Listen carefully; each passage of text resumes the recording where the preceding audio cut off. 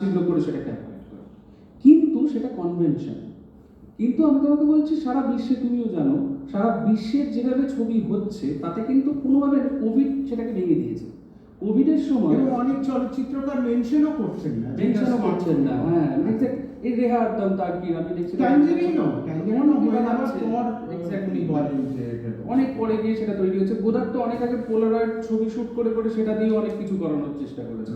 তো কাজেই আমার মনে হয় না যে সেটা কোনো হিন্ড্রেন্স বা কোনো রকম হীনমন্যতার কারণ হয়ে দাঁড়াতে পারে স্মার্টফোনটা। আসলে স্মার্টফোনটার মধ্যে দিয়ে আমি কি বলার চেষ্টা করছি, যেটা পাড়া বলছিল বা রয়্যালটিও বলছিল, যেটা আমার ভালো লাগলো শুনে, সেটা হচ্ছে আমি একমত। সেটা হচ্ছে যে স্মার্টফোন তো খুব পার্সোনাল, এবং আমার মনে হয় স্মার্টফোনের সঙ্গে যায় এই রকম কোনো কনসেপ্ট নিয়ে যদি স্মার্টফোনে কেউ ছবি করে তাহলে বোধহয় সেটা সময় সোহাগা হবে। মানে বিষয়টা ইম্পর্টেন্ট। হ্যাঁ, মানে আমি একটা ছোট্ট উদাহরণ দিয়ে বলছি, আমরা স্মার্টফোনে প্রচণ্ড কথা বলি ভিডিও কলে, হোয়াটসঅ্যাপ ভিডিও কল বা কিছুতে। আমার মনে হয় হোয়াটসঅ্যাপ ভিডিও কলে কি আমার একটা ছোট ইমেজ আসে এবং আরেকজন যারা যে কথা বলছে তার একটা বড় আসে। যদি আমি ক্লিক করি আমারটা বড় হয়ে যায়, অন্য লোকেরটা ছোট হয়ে যায়। এই যে কথাটা, এটা তো খুব পার্সোনাল একটা কথা, তুমি যেখানে বসে বলছো, এটাই তো একটা ছবি হতো, এটা তো একটা স্মার্টফোনে অবশ্যই। আমার মনে হয় এইটা ইম্পর্টেন্ট, ইন্টিমেসিটা ইম্পর্টেন্ট হওয়া উচিত, সেইটা কন্টেন্টটাকে।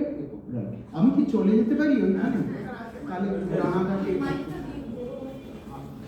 আপনি আমার কষ্ট করে আসবেন, আমি তো যাবো ভাবছিলাম। রানাদার কাছে দুটো প্রশ্ন। একটা হচ্ছে যে প্রথম কথা হলো যে জাজ করার সময় এটা কি কোনো কনসিডারেশনের ফ্যাক্টর যে এটা তো স্মার্টফোন ফিল্ম ফেস্টিভ্যাল, আমাকে সেইটা মাথায় রেখে জাজ করার। এক, দু নম্বর হচ্ছে যে তাহলে কি স্মার্টফোন ফিল্ম ফেস্টিভ্যালে আমরা এটাই মাথায় রাখবো যে সত্যি কি ইউটিলাইজ করা হচ্ছে স্মার্টফোনকে, নাকি ট্র্যাডিশনাল কনভেনশনাল সিনেমাকেই আমরা স্মার্টফোনে? আমি যেহেতু একজন সাকর্য চলচ্চিত্রকার এবং আমি যেমন শুরু করেছিলাম সেলুলয়েড, তুমি যেমন করেছো, আমার কাছে প্রাথমিকভাবে মনে হয়েছে, যেহেতু এটা প্রথম একটা পকেট ফিল্মের ফেস্টিভ্যাল, আমার প্রথম যেটা মনে হয়েছিল যে এই ইনস্ট্রুমেন্টটাকে কীভাবে অপটিমাইজ করা যায়, সেটাই এটার একটা উদ্দেশ্য হওয়া উচিত। মানে বিষয় তো আছে, বিষয়টা খুব ইম্পর্টেন্ট, সবসময় ইম্পর্টেন্ট থাকে, কিন্তু আত্মার সঙ্গে তার দেহটাও লাগে। তো সেটার একটা প্রচণ্ড ভালো ব্যবহার করা যেতে পারে, ভেরি চ্যালেঞ্জিং। এটাই আমার প্রথম, এই বয়সে এসে এটাই প্রথম মনে হয়, যেটা আমি রায়তির ছবিতে দেখেছি। একটা ওয়ান টেক শট, পুরো ফিল্মটা is single shot film. And তারপরে যেভাবে শেষের দিকে ওইখানে একজনের হাত থেকে আরেকজনের হাতে চলে গেল, ক্যামেরা চলে এলো, এই সবগুলো এইটা অ্যাপারেন্টলি যারা ফিল্ম মেকার তাদের কাছে মনে হতে পারে, বা যে জানে না, যে তাকে জানানো হলো, তার কাছে মনে হতে পারে এটা একটা ম্যাজিকের মতো, বা এটা একটা জাগলারি। কিন্তু it's not a jugglery, it's a freedom. এটা একটা মুক্তি, একটা যেখানে আমরা আটকে যাচ্ছিলাম সেখান থেকে মুক্তি। দেখো, আগে যখন আমরা 35mm শ্যুট করতাম, তখন আমরা অনেক কিছু করার চেষ্টা করতাম, বা অনেক কিছু কিন্তু করেছি। মানে তার অসংখ্য উদাহরণ আছে, খুব সাজেস্টিভলি, যেটা আমরা বলি যে সিনেমার স্ট্রেংথ ইজ সিনেমার উইকনেস। যে আমরা এক মুহূর্তে দেখাতে পারি সমুদ্র, এক মুহূর্তে দেখাতে পারি পাহাড়, এটা যেমন আমাদের একটা স্ট্রেংথ, এটা তার উইকনেসও বটে। কারণ থিয়েটারের ক্ষেত্রে এই ইম্যাজিনেশনের জায়গাটা আমরা ধরতে পারি না, কিন্তু আমরা দেখেছি যে কত বড় বড় পরিচালক আছে তারা ওই রিয়ালিটির মধ্যে ইম্যাজিনেশনটাকে কী করে বার করে আনছে। তো সেই চ্যালেঞ্জগুলো সবসময় থাকে। তবে প্রাথমিকভাবে আমার মনে হয় যে এইটার অপটিমাম ইউজটা আমাদের পুরো একবার দেখে নেওয়া উচিত।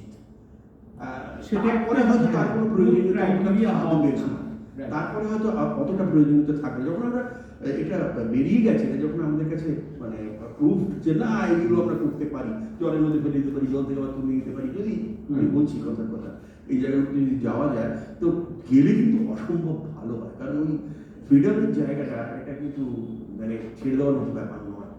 তুমি থাকো এখানে। ফারা, একটা জিনিস জানতে চাই যে রানাদাও যে ফ্রিডমের কথা বলছেন, একজন ফিল্ম মেকারকে প্রভূত ফ্রিডম দিলে সে অনেক সময় কেলেঙ্কারিও করে।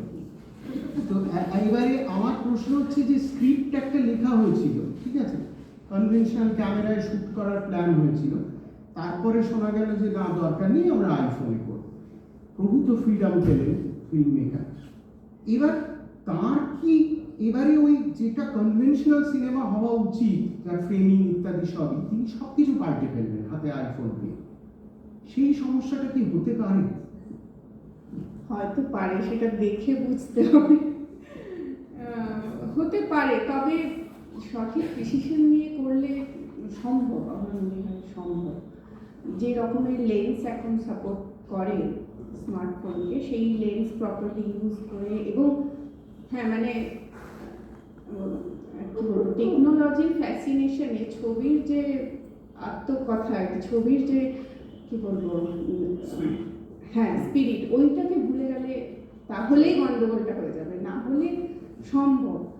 তবে একটা কথা, যে আমরা যারা ফিল্মে ওই অর্থে শ্যুট করিনি, আমাদের মনের মধ্যে কিন্তু ওইটা আমার মনে হয় কোথাও কোথাও কাজ করে, যে আহারে একটু যদি ফিল্মে করতাম, একটা যদি পুরো এন্টায়ার প্রসেস যদি করতে পারতাম। ফলে অ্যাজ আ ফিল্ম মেকার আমার মনে হয় আমরা যদি সেখানে কিন্তু একটু স্টেটফাস্ট থাকতে হবে আমাকে, আমার বিষয়ের প্রতি, মানে একদম হ্যাঁ সেটাও খুব ইম্পর্টেন্ট। হ্যাঁ। যে ফিল্মের ল্যাঙ্গুয়েজটা যে আমার ন্যারেটিভের ওপর নির্ভরশীল, সেটা যে ওই মাধ্যমটা পেলেও আমি জানি একদমই একদমই তাই, মানে ওই কি বলবো? ক্যারিড অ্যাওয়ে না হই। হ্যাঁ রাইট, ওইটা জানি না, তবে মানে পসিবল, ক্যারেক্টারই না হলে তো ডেফিনেটলি পসিবল। রাখি একটা কথা গোড়াতে বলেও ছিলে তুমি, সেটা হচ্ছে যে ওই একটা কোথাও মনে হচ্ছে যে লোকে বলছে এখন তো সবাই ফিল্ম মেকার, সবাই কাছে ক্যামেরা আছে একটা পকেটে করে, তো এইটা কি কোথাও মনে হয়, যেহেতু তুমি সবে আরম্ভ করছো কাজটা এবং বেশ কয়েকটা ছবি তো নিশ্চয়ই স্মার্টফোনে করেছো, তো কি রেসপন্স, লোকে কি বলছে যে এইবার যেন একটু ইম্পর্টেন্স দিচ্ছে, যে না এই বড় ক্যামেরায় করছে, এইবার কিন্তু যেন জাতি উঠলো আর কি, সেরকম ব্যাপার কি সত্যি আছে? হ্যাঁ, ব্যাপারটা হচ্ছে যে মানুষকে যদি মানে মানুষের তো একটা ওই যে সদীপ যেটা বললো যে কনভেনশনালি ভাবে, যখন যারা কনভেনশনালি ভাবে তারা কিন্তু এইভাবেই ভাবে।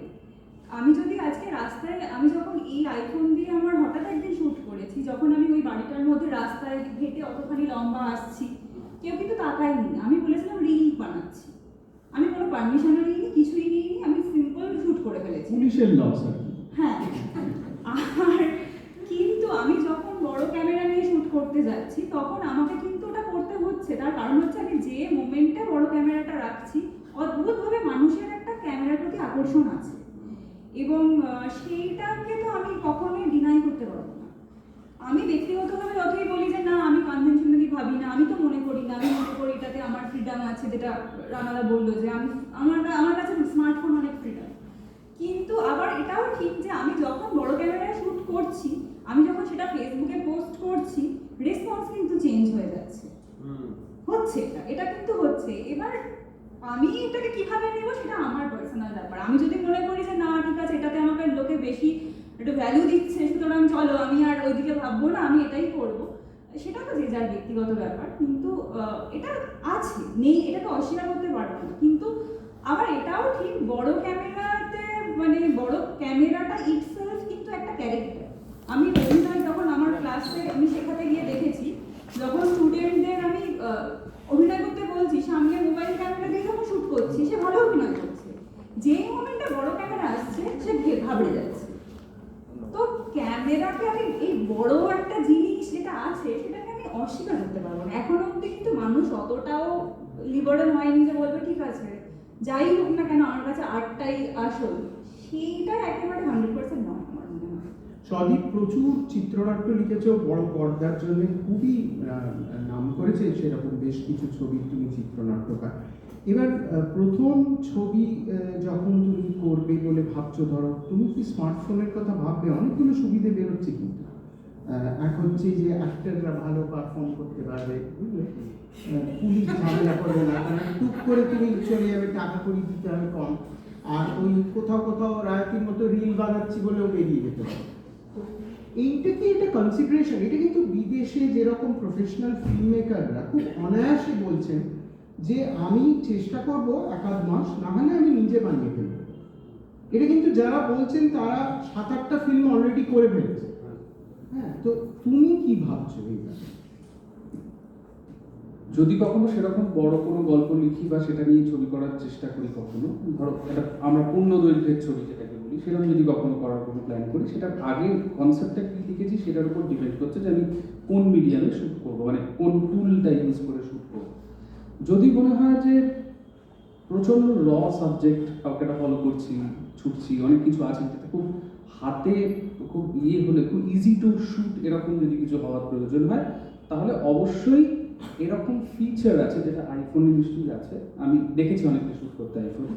তো সেই আইফোনের মতো কোনো ক্যামেরা বা যেটাতে এস লক বা লক টক হেনা পাওয়া যায়, যেটাতে পরে পোস্ট প্রোডাকশনে একটু সুবিধা সবই হয়। আছে বলতে পারো। হ্যাঁ, আইফোনে সেগুলো সবই আছে। সেইটার মধ্যে দিয়ে যদি কখনো যেতে ইচ্ছে করে তাহলে হয়তো সেই ক্যামেরাটাকে চুজ করবো।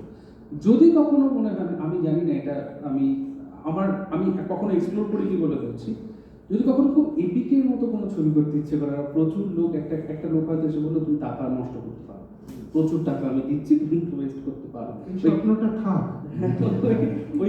ওই কেলেঙ্কারিটা যেমনি বলছিলি না, ওরকম যদি কেলেঙ্কারি করবার জন্য কেউ একটা দেয়, তাহলে হয়তো ভেবে দেখবো যে এটা আইম্যাক্স ক্যামেরায় শুট করা যায় কিনা, বা কিছুতে যেটা ওডিসি হয়েছে। কিন্তু আমার ব্যক্তিগতভাবে মনে হয়, আমি যদি পছন্দের কথা বলো, তাহলে আমার একটা খুবই নিভৃত ছবির জন্য একটা ছোট ক্যামেরা আমি আমার মতো ফলো করে নিচ্ছি। এটা এই যে একটা কথা রাজনীতিকে তুমি জিজ্ঞেস করছিলে না, যে এই ছোট ক্যামেরায় শ্যুট করেছে বলে মানুষের কখনো কোনো চেঞ্জ অফ কিছু ভিশন হয়েছে কিনা, বা রিয়াকশনটা অন্যরকম হচ্ছে কিনা স্মার্টফোনে শ্যুট করার জন্য। যখন প্রথম ডিএসএলআর বা হ্যান্ডিক্যামে শ্যুট করছিলাম অনেক আগে, যখন চেষ্টা করছি করবার আর কি, তখন ইউটিউব সবে এসেছে। আমি অনেক আত্মীয় স্বজন লোকজন, এই যেমন পার্সোনাল বই বিক্রি করলে আত্মীয় স্বজনদের বই আগে বিক্রি করতে হয়, সেরকম ওই রকম ইউটিউবে আপলোড করে তাদেরকে বলতাম দেখো। অনেকেই আমাকে বলতো ইউটিউবে আপলোড হয়েছে, ওর ছবি মানে রিলিজটা ইউটিউবে হয়েছে, অন্য কোথাও রিলিজ মানটা কোথাও একটা নেমে যাচ্ছিল, কৌলিন্য কৌলিন্যটা বজায় রাখা যাচ্ছিল না। কিন্তু এখন আবার ইউটিউবটা হয়ে গেছে বড়, সেটা সেরকম অনেক অ্যাপও এসে গেছে, সেখানেই লোকে দেখে নিচ্ছে আর সিনেমা হলে যাচ্ছে। ব্যাপারটা বদলে যাচ্ছে। আবার হয়তো সিনেমা হল মুক্তি হবে, সেটা আমরা সবাই চাই, স্মার্টফোনের ছবিও সিনেমা হলে দেখুক সেটাও চাই, স্মার্টফোনে আর সিনেমা হলে। কিন্তু এই দৃষ্টিভঙ্গির চেঞ্জটা এখনো আছে। আমি খুব অপটিমিস্টিক হয়ে বললাম সারা দুনিয়ায় নেই, কিন্তু আছে, এখানে তো আছে। রানাদা, এই যে আমরা যখন প্রথম সেলুলয়েড থেকে ডিজিটাল হলো, একটা রং উঠেছিল যে গেল সব ছবির ডিজাইন গেল, এখন তো যা খুশি করবে, শটের পর শট চলবে, 80 ক্যানের ব্যাপার নেই ইত্যাদি। তোমার কি মনে হয় যে smartphone film making is leading to careless film making? Absolutely. কেননা এখন আমি নিজে ব্যক্তিগতভাবে পরিচালনার সঙ্গে সঙ্গে অভিনয় করি। এই প্রতিদিনের চলা টিভি সিরিয়াল, ওটিটি, সিনেমা সবই করি, প্রায় রোজই করি, আজও করি, কিন্তু অনেকটাই এলাম। তাতে আমি একটা জিনিস লক্ষ্য করছি, একটু জ্যাঠা হয়ে যাচ্ছে। প্রথমে সাকর দিয়ে শুরু করছি তো, ঠিক আছে, সেটা হচ্ছে ডিসিপ্লিন বলে কোনো বস্তু নেই। ডিসিপ্লিন কি জানে না, ডিসিপ্লিনটাও ছোট হয়ে গেছে। হ্যাঁ, ডিসিপ্লিনটা গুরুত্বটা ছোট হয়ে গেছে। দেখো, ফিল্ম স্কুল আছে, সেখান থেকে আমরা পড়াশোনা করে এসেছি, তার একটা প্রথাগত একটা ধরন আছে। আরেকটা ধরন যেটা আমরা দেখে এসেছি ছোটবেলা থেকে, সেটা হচ্ছে একজন পরিচালক, তাদের অ্যাসিস্ট্যান্ট, তারা শিখে বিদ্যা, যেটা আমাদের ভারতীয়। তাতে তাদের যে সহকারীরা, খুবই নামী পরিচালকদের যারা সহকারী, তারা যে অসাধারণ ছবি বানাতো তা কিন্তু নয়। কিন্তু তারা যখন ছবিটা বানাতো, তার স্ক্রিপ্ট থেকে শুরু করে, তার ব্রেকডাউন থেকে শুরু করে, তার শুটিং, তার পোস্ট প্রোডাকশন মানে এডিটিং থেকে ডাবিং, তারপরে আবার ফাইনাল এডিটিং বা চ্যানেল তৈরি করা, যখন আমরা এফেক্টসের জন্য চ্যানেল করতাম বা মিউজিকের জন্য চ্যানেল করা হতো, সেই সমস্ত যে ডিপার্টমেন্টগুলো তারা অত্যন্ত জেনে আসতো। তাই জন্যে তার ভিশন যেটুকু, তার দর্শন যেটা, সেটাকে সে সঠিকভাবে রূপ দিতে পারত। কিন্তু এখন যেটা এসে দাঁড়িয়েছে, সেটা হচ্ছে আমার মনে হয় এডিটারদের ডিরেক্টরের থেকে 10 গুণ বেশি টাকা দেওয়া উচিত। কারণ বিভিন্ন অ্যাঙ্গেল, পায়ের ফাঁক, বগলের তলা দিয়ে বিভিন্ন জায়গা থেকে শটগুলো নেওয়া হচ্ছে এবং এডিটারকে দিয়ে দেওয়া হচ্ছে, আমি আমার কাজটা করে দিয়েছি। একটা কথা ঠিক, যেরকম আমি শুনলাম ইন্দ্রনীলের সঙ্গে কথা হচ্ছে, ইন্দ্রনীল সেনগুপ্তর সঙ্গে, ও সম্প্রতি একটা ইন্টারন্যাশনাল কাজ করেছে একটা ওটিটি প্ল্যাটফর্মের জন্য, এবং ও বললো যে 8টা এপিসোড 4জন ডিরেক্টর ডিরেক্ট করেছে। আমি বললাম 4জন ডিরেক্টর 8টা এপিসোড কি, একটা ডিরেক্টর হওয়া উচিত, মানে তাহলে 8টার কোহেরেন্সটা তো থাকবে না, আলাদা আলাদা এপিসোড আলাদা আলাদা। হ্যাঁ, কোনো অসুবিধা হচ্ছে না। এর কারণ প্রডিউসার সমস্যাটা কন্ট্রোল করছে।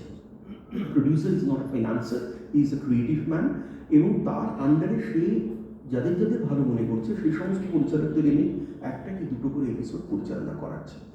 একটা নর্মস আছে, এটা কিন্তু সেই হলিউডের মতো নর্মস হচ্ছে, যদি তোমার এপিসোড, যে এপিসোডটা তুমি ডিরেক্ট করেছো, তাতে কোনো রিশুট বেরোয়, তাহলে তোমাকে আনতেই হবে, সে তুমি পৃথিবীর যে কোনো প্রান্তেই থাকো না কেন।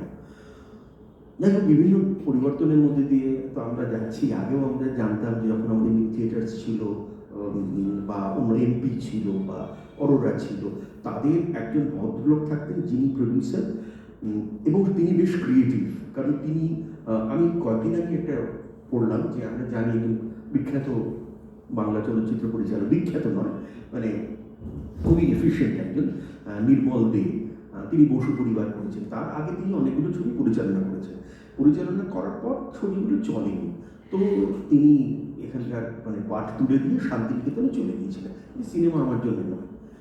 বেশ কিছুদিন পরে উনি যখন একটু সেটেল হয়েছেন, হয়তো একটা এমপি মুরলীধর চট্টোপাধ্যায় একটা চিঠি পাঠিয়েছেন, তখন লোকে চিঠি লিখত, তো চিঠি পাঠিয়েছেন যে আপনি এসে ডাকো। উনি মানে ততটা কনভিন্স নন, ঠিক আছে ডাকছেন একজন ভদ্রলোক, যাবো না। তো তিনি এসে তার সঙ্গে যোগাযোগ করেন, উনি বলেন বসুন, বলে উনি একটা গল্প বলেন। গল্পটা একটা জাপানি ছোট গল্প, এবং বলেন যে কিছুদিনের মধ্যেই কি আপনি একটা সিনারিও লিখিয়ে নিয়ে আসতে পারেন।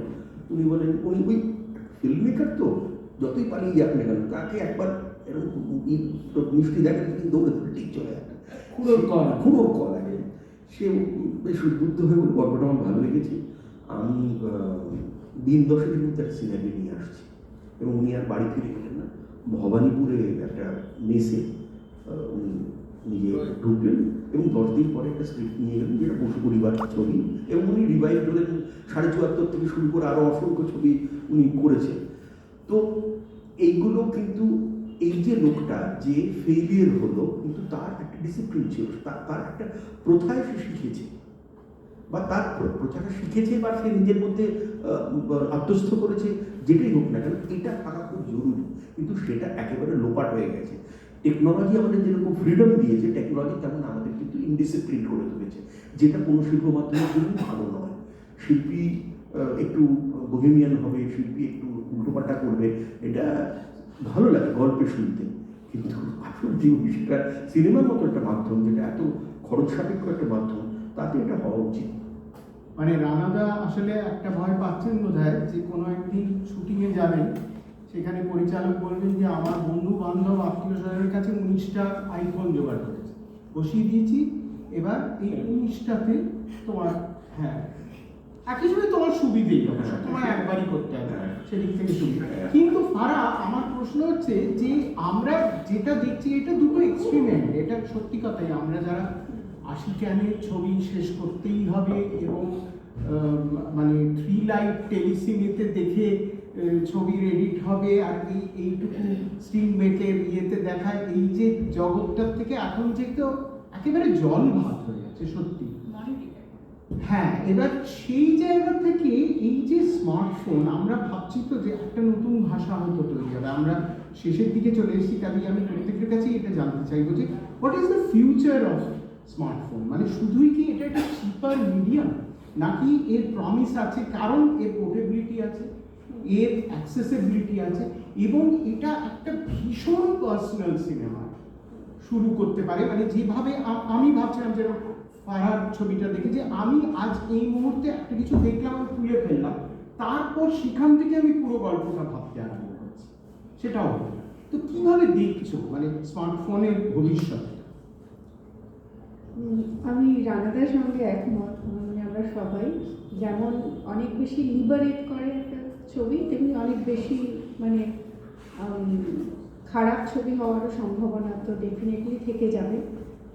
কিন্তু একটা জিনিস, মানে যাদেরকে লিবারেট করবে, যাদের হয়তো সিনেমার পথ চলাটা সবে শুরু হচ্ছে, এবং তাদের মাথায় একটা গল্প আছে, একটা কিছু করার চেষ্টা করছেন, খুব জেনুইনলি নানাভাবে শেখার চেষ্টা করছেন, তাদের কাছে কিন্তু এটা একটা উইন উইন সিচুয়েশন হবে। অ্যাটলিস্ট একটা টেস্ট রান তো করতে পারে যদি অন্য কিছু না হয়। ফলে এই যাদের উদ্দেশ্যটা সিরিয়াস এবং তারা নিজেদের মতো পড়াশুনো করেছেন, তাদের কাছে কিন্তু এটা একটা স্প্রিং বোর্ডের মতো লাফানোর জায়গা। একদম এবং অবশ্যই। অনেকেই ইউটিউব দেখে ফিল্ম শেখার চেষ্টা করেন, যাদের হয়তো ফিল্ম স্কুলে পড়ার সেই সময় বা সামর্থ্য নেই, বা ইন্ডাস্ট্রিতে মানে কারোর ইয়েতে ঢুকে পড়ার সেই সুযোগটা নেই, তারা কিন্তু নিজেদের মতো পড়াশুনো করেন। ফলে সেই সমস্ত মানুষদের জন্য এটা কিন্তু একটা লিবারেটিং এক্সপিরিয়েন্স হবে স্মার্টফোন। এবং তারপর যদি তাদের মনে হলো তারা আরো কন্টিনিউ করতেই পারে একদম, এই করতেই মাধ্যমকে পারে। ব্যবহার করে। সঠিক? একটা কথা অ্যাড করতে চাই, এখন কিন্তু বিশেষ করে ডকুমেন্টারিতে আমরা দেখি যে অনেক বেশি আর্কাইভাল ফুটেজ এখন ইউজ হয়, এবং এই আর্কাইভাল ফুটেজের সব কিছু যে সত্যি সেটাও কিন্তু নয়। অনেক সময় এখনকার দিনে আর্কাইভাল ফুটেজ শ্যুট করা হচ্ছে, একটা আর্কাইভাল লুক দেওয়ার চেষ্টা করছে, একটা একটু কম রেজলিউশন, একটু ফেক সেগুলো। হ্যাঁ, এবং অনেক ফলে মানুষে আবার পুরোনো ক্যামেরায় হ্যান্ডিক্যাম ওই ধরনের ক্যামেরাতে ফিরে যাওয়ার চেষ্টা করছে। আমি আমার এক বন্ধুর বাড়িতে খুব ছোট্ট এইটুকু একটা ক্যামেরা দেখেছিলাম, সাউথ কোরিয়া থেকে ওটা আনিয়েছিল। সেইটা ওরা শুধুমাত্র নিয়ে এসেছিল আর্কাইভাল ফুটেজ জেনারেট করার জন্য। সেটাও কিন্তু এত ছোটই ক্যামেরা, একটা ডিজিটাল ক্যামেরা, নতুন ক্যামেরা, কিন্তু সেটার লুকটা অনেক পুরোনো দিনে আমাদের ফিরিয়ে নিয়ে যাবে। ফলে সদীপ যেটা বললো যে আমাদের যা প্রয়োজন, আমাদের ছবির জন্য যদি এটাই প্রয়োজন, তাহলে ঠিক আছে, মিডিয়াম সেই হিসেবে আমরা বেছে নিতেই পারি। সদীপ, আজ থেকে 5 বছর পরে স্মার্টফোন কোথায় গিয়ে পৌঁছবে বলে মনে হয়? ধরো 16K হয়ে গেল, আর অজস্র টেন্স বেরিয়ে গেল, কিন্তু এই জায়গাগুলো কি হবে? মানে সত্যি কি একটা নতুন ভাষা, সত্যি কি সিরিয়াস ফিল্ম মেকিং, এবং সত্যি কি রানাদা যেটা বললেন যে একটা কোথাও ইজি একটা অ্যাক্সেস হওয়ার ফলে একটা ইনডিসিপ্লিন, সেগুলো নিরিখে তোমার কি মনে হয়? আমার মনে হয় যে ছবির প্রধান তিনটে স্তম্ভ, সেটা হচ্ছে একটা লেখা, একটা এডিটিং, এবং আরেকটা হচ্ছে তোমার ক্যামেরা, তুমি যেভাবে সেটাকে তুলে ধরবার চেষ্টা করছো। তারপর তো সেটা নিরিখে যদি পাত্রপাত্রী বা অভিনেতা আছে, পরিচালক তো সেটা এই সব কটাকেই পরিচালনা করবেন। আমি স্তম্ভ তিনটের কথা বলছি, এই তিনটে স্তম্ভ ইম্পর্টেন্ট, এটাকে আগে ছকতে হবে। তারপরে হচ্ছে সেটা সেই ছকার অঙ্কটা যদি তোমার ঠিক থাকে, সেই হোমওয়ার্কটা যদি তোমার এখানে মাথায় যদি থাকে, কোনো ফাঁকি না থাকে, সেখানে যদি তোমার কোনো ফাঁকি না থাকে, তাহলে স্মার্টফোন তোমার জন্য একটা দারুণ আশীর্বাদ। তুমি সেটাকে নিয়ে একটা অন্য অনেক কিছু করতে পারো বিয়ন্ড বাউন্ডারিজ। এবং সুবিধা হচ্ছে স্মার্টফোন থেকেই তুমি এডিট করে নিচ্ছ, স্মার্টফোন থেকেই তুমি পুরো ইকোসিস্টেমটা। হ্যাঁ, এবং তুমি অডিয়েন্সও পেয়ে যাচ্ছ, কারণ তুমি স্মার্টফোন থেকে বিভিন্ন প্ল্যাটফর্মে সেটাকে আপলোড করে দেবে, এবং তুমি তোমার নিজের অডিয়েন্স নিজের মতো করে তৈরি করতে পারবে। এখন আবার শুনছি কিছু কিছু ফেস্টিভ্যালসে ভার্টিক্যাল স্ক্রিন হবে, যেখানে ভার্টিক্যাল ছবির মতো করে দেখানো হবে। তো কাজেই এবার এরকমও খুব শীঘ্রই হতে পারে হয়তো যে পকেট ফিল্ম ফেস্টিভ্যাল, এই তো আমি বলছি পকেট ফিল্ম ফেস্টিভ্যাল, মানে সেটা হয়তো এখানে আসতে হলো না, ম্যাক্স মুলারের চ্যানেলে আমরা বাড়িতে বসে স্মার্টফোনে ফেস্টিভ্যালটা দেখছি।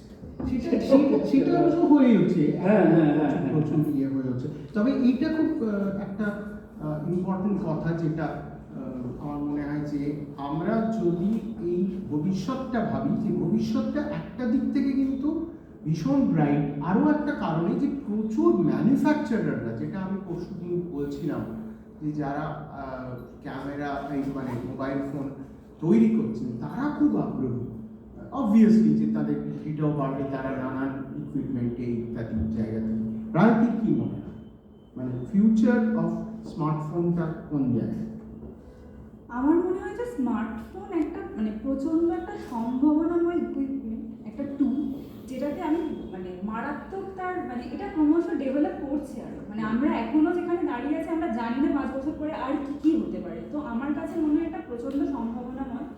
কিন্তু আবার একটাই কথা, আমি প্রথম যেটা দিয়ে শুরু করেছিলাম, এটা একটা টুল। আমি যদি রাঁধতে না জানি, আমাকে যদি সেরা ইনগ্রিডিয়েন্ট দিয়ে দেওয়া হয়, তাহলে আমি এটা কুচ্ছিত রান্না করবো। আর আমি যদি রাঁধতে পারি, তাহলে আমি কিন্তু চাল ডাল নুন তেল দিয়ে একটা অসাধারণ খিচুড়ি করে দেবো। তো ওই রাঁধতে জানার মতোই ফিল্ম মেকিংটা সম্পর্কে দখলটা থাকা আমার মনে হয় খুব জরুরি। সেইটা যদি থাকে, সদীপের সঙ্গে আমিও একমত যে একটা প্রপার স্টোরি, একটা প্রপার এডিটিং, প্রপার অ্যাক্টিং এবং সেটার উপরে ডিরেক্টরের দখল যদি থাকে, তাহলে কিন্তু স্মার্টফোন কিন্তু মিরাকল করতে পারে আমার মনে হয়, যেটা বড় ক্যামেরা পারে না। মানে রাত্রে জানলে কিন্তু খিচুড়ি থেকে বিরিয়ানি হতে পারে স্মার্টফোন। আচ্ছা, আমরা একটা নিজেদের মধ্যে আলোচনা করলাম, এবার আপনাদের প্রশ্ন কিছু যদি থাকে। হ্যাঁ, নমস্কার, আমি পৃথ্বীরাজ লাহিড়ী। আপনারা বারবার করে বলেছেন যে এই স্মার্টফোনের দিয়ে যে সিনেমা তৈরি করছেন সেখানে প্রত্যেকেই বলছেন আইফোন দিয়ে, কিন্তু আইফোন কেনার মতো তো আমরা আইফোন নিয়ে বলছি না, কিন্তু যদি আপনি পরশু এসে থাকেন। হ্যাঁ, আমি এসেছিলাম। হ্যাঁ, আইফোন ছাড়াও আমি অজস্র ফোনের কথা বলেছি। আচ্ছা। আইফোনটা দেখুন, আইফোন এখন খুব পপুলার বলেই এই কথাটা হয়তো কথায় কথায় উঠে আসে এটা। আচ্ছা। কিন্তু আরো অজস্র ফোন আছে এবং এটা তো যেহেতু সবাই কম্পিট করছে, মোটামুটি ওই একটা বেঞ্চমার্কে সবাই পৌঁছে। আচ্ছা, তো সেখানে ছোট ছোট সিনেমাগুলো ছবি তুলে সেগুলোকে কি ধরনের সফটওয়্যার দিয়ে ব্যবহার করে সেটাকে একটা সিনেমার রূপ দেওয়া যেতে পারে, সেইটা নিয়ে যদি একটু বলতেন তাহলে এগুলো বেশিরভাগ ক্ষেত্রেই দেখুন বান্ডল ওইটারই সঙ্গে, আপনি যখন একটা ইয়েকে ব্যবহার করছেন একটা স্মার্টফোনে, তার নিজস্ব এগুলো তো সব ওই কোম্পানির এখতিয়ারের মধ্যে থাকে, যে ধরুন আজকে একটা ফোনের সঙ্গে কন্ট্রাক্ট আছে একটা, আমি একটা নামই বলছি, ধরুন ইনশট একটা অ্যাপ যার আছে, যেখানে আপনি ইনশটে এডিট করতে পারেন, ইনশটে আরো অজস্র জিনিস আমরা আলোচনাও করেছি সেগুলোতে, সাবটাইটেল করা যেতে পারে, কালার কারেকশন করা যেতে পারে, সবই করা যেতে পারে। কাজেই প্রত্যেকটা মডেলের সঙ্গে কিন্তু একটা করে ট্যাগড কোম্পানি আছে যে আপনাকে বাকি ওই পুরো সিস্টেমটা করিয়ে দেবে, একটা সাবস্ক্রিপশন অবশ্যই। আচ্ছা, ঠিক, ধন্যবাদ। আর কারো কিছু?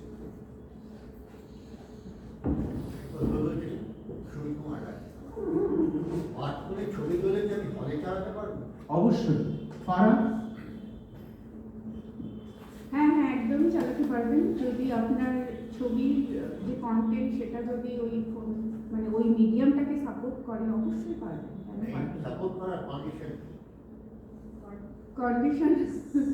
কন্ডিশন হচ্ছে যে একটা ছবি তার স্পিরিটটা বোঝা এবং সেই ছবির স্পিরিট অ্যাস্থেটিক্স।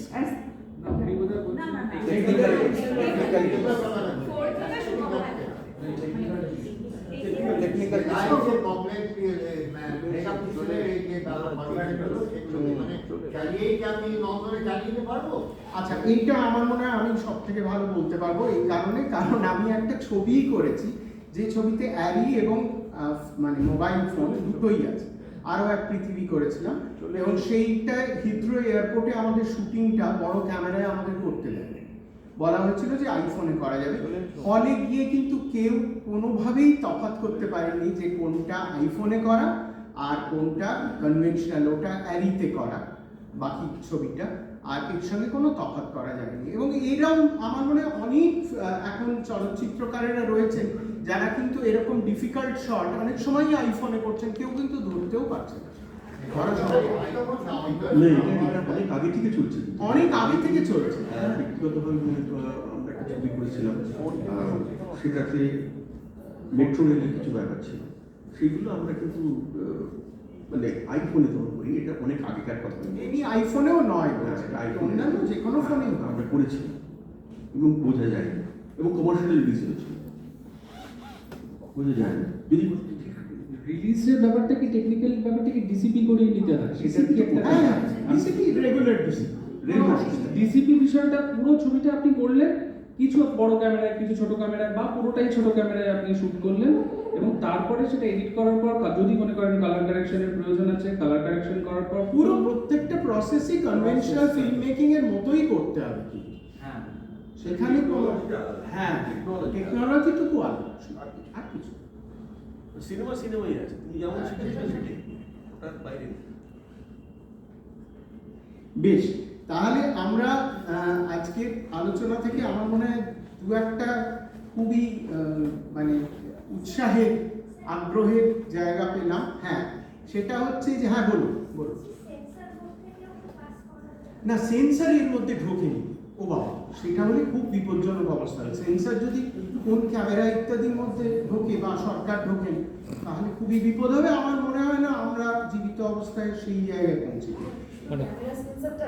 হ্যাঁ, ক্যামেরা সেন্সার, হ্যাঁ ক্যামেরা সেন্সারটুকুই আমার মনে হয় একমাত্র যেটা নিয়ে আমাদের চিন্তা করার বিষয়। না না, এত ক্রিটিক্যাল ইস্যুস নেই কোনো কিছুই, এবং অনায়াসে বলা যায় যে আমরা মাল্টিপল মিডিয়ামে কিন্তু যারা এখন কাজ করছি অনেকেই করেছি, কারণ উপায় থাকে না সব জায়গায় ওই 35 মানে বড় ক্যামেরা নিয়ে যাওয়া সম্ভব না, আগেও ছিল না। মানে আমরা যখন 35 মিলিমিটারেও করতাম, আমরা তখনও ওই রকম অন্য ক্যামেরায় করতে বাধ্য হয়েছি অনেক সময়।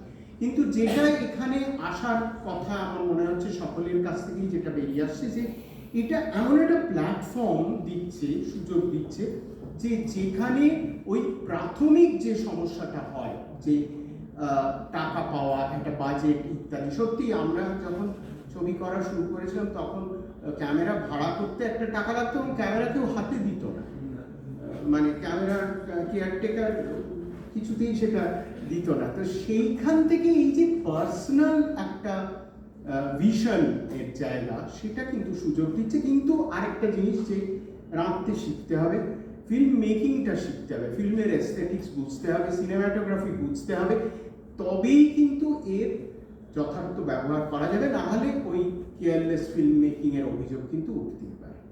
হ্যাঁ, এমনকি তখন 30 এরকম হয়েছে ছবি 35 এ শুট করা, পোর্শন 16 এ করা। কেন? অবশ্যই ব্লো আপ করতাম আমরা একসঙ্গেই একদম। মানে 16 নেগেটিভ আর 35 নেগেটিভ একই ছবিতে ইউজ হয়েছে। স্যার বিসিপিটা কনভার্ট না করলে কি সিনেমা সেটা আপনি হলেই দেখাতে পারবেন না। ডিসিপিতে যে কোনো কিছুই কনভার্ট করতে পারেন, কোনো অসুবিধা নেই। আমার মনে হয় রায়তি তো কনভার্ট করেছো ডিসিপিতে, স্মার্টফোনে তোলা, তাতে কোনো অসুবিধা। হ্যাঁ বলুন। না, আমি যেহেতু এখানে অনেকে আছেন যারা সেই সুপার হিট থেকে শুরু করে এখন স্মার্টফোন, প্রাগৈতিহাসিক লোকজন আমরা। হ্যাঁ, আমি জানাদা, হ্যাঁ। তো এটা একটা আমার মানে দর্শক হিসাবে প্রশ্ন, যে যখন একটা স্মার্টফোন একটা সেলফ কন্টেন্ট ডিভাইস, যখন একটা স্মার্টফোনে তোলা সিনেমা যখন আমরা স্মার্টফোনেই দেখছি, আবার সেটা যখন আমরা এখানে যখন আমরা একটা বড় পর্দায়, তো তেমনি আবার যেগুলো 35 এ শুট করা, বা সেটাও আমরা এখন স্মার্টফোনে দেখছি। তো এই যে মানে যে দর্শকের কাছে যে ডিভাইসটা বা তার যে 35 শুট করছি কি স্মার্টফোন শুট করছি, এটাও একটা প্রশ্ন তুলে আছে যে আমাদের ভিউইংটা কোন জায়গায় এখন দাঁড়িয়ে আছে। যে আমরা অনেক সময় যেমন বড় সিনেমা হল, বড় পর্দা বা বড় পর্দার রিলিজ এগুলো কমে গেছে, ইউটিউবে দিচ্ছে। কিন্তু ইউটিউবটাও যখন যে দর্শক যে দেখছে, সে হয়তো স্বাচ্ছন্দ্য বোধ করছে তার স্মার্টফোনে দেখা, তার বা একটা আইপ্যাডে দেখা, বা একটা মানে ট্যাবলেটে দেখা, কি একটা মনিটরে দেখা। তো এই যে দর্শকের যে জায়গাটা, যে আমার একটা ছবি বানালাম, সেই ছবিটা লোকজনের কাছে পৌঁছাচ্ছে, সেই পৌঁছানোটাতে তো সেখানেও তো মিডিয়ামটা খুব একটা মানে খুব একটা তার সাইন্টিফিকটা রাখছে না। যে এই যে বড় ক্যামেরা শুট হয়েছে তাই বড় পর্দায় দেখানো হয়েছে, মানে এখানে একটা বড় পর্দা আর মোবাইলে দেখার একটা ডাইনামিক্স চলে আসছে। না, আপনি কি এটা দর্শকদের দিক থেকে বলছেন, যে যে মোবাইলে দেখছে সে কতটা এস্থেটিক্স পাচ্ছে বা কিছু? এটা দেখুন তার নিজেদের চয়েস। অনেকে খুব এনজয় করেন মোবাইলে সিনেমা, কানে হেডফোন দিয়ে। এই প্রশ্নের মানে এই বিতর্কের শেষ নেই। কারণ এটা শুরু কোথায় জানেন তো? সোনি যখন প্রথম ওয়াকম্যান বার করেছে, তখন অনেকে বলেছিল, খুব নামকরা মানে যারা গান বাজনার মানুষজন, যে গেল গান বাজনা। তার কারণ হচ্ছে যে হলের বাইরে আমার কানে যখন চলে গেছে, তার মানে এরা ভবিষ্যৎ। যাই হোক, এখনো তো রয়েছে। কাজেই আমার মনে হয় এগুলো পাল্টাতেই থাকবে, এগুলোর সঙ্গে মানুষ, এই অ্যাডাপ্টেবিলিটিটা মানুষের আছে। আপনাদের অনেক ধন্যবাদ, এবং সবাইকে ধন্যবাদ, রায়তি, সদীপ, ফারাহ এবং রানাদাকে। আমার মনে হয় আমরা কতগুলো বিষয় তুলে ধরতে পেরেছি, এবং বাকিটা আপনাদের মাথার মধ্যে চলবে। ধন্যবাদ।